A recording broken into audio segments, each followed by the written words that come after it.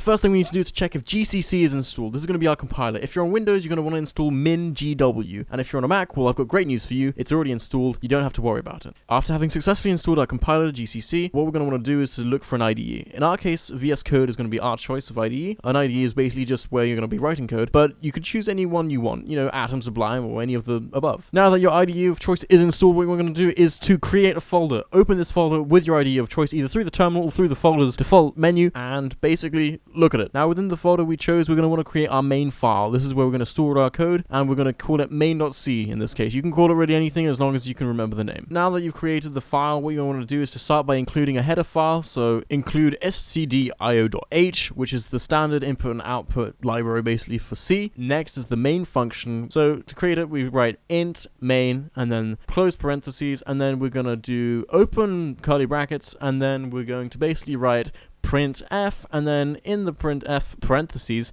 we're going to basically write whatever we want as long as it's between two double quotation marks, and then we're going to want to close it off with a semicolon, and then we're going to go underneath that and basically we're going to write return 0, which basically tells our compiler that if everything goes correctly then we should return nothing basically. Finally, we're going to want to compile this program either within the terminal, which is built into your IDE, or through the terminal, which is built into your computer. So what we're going to do is we're going to write GCC, because that's the name of the compiler application, followed by -o, which is basically going to say that link all the object files. You don't need to know what that means quite yet. And then what you're going to want to do is to write the program's name. So not the file name, but the program, the end program, what you want to call it basically. And then you're going to want to write the file name. So we're going to write main.c here. And then what you're going to want to do is hit enter. Hopefully, if everything goes correctly, it should compile. And then once you finish compiling, you just hit // and then you're going to write the name of your program. And then as you can see here, we've got hello world. So it means that everything compiled correctly and everything is working.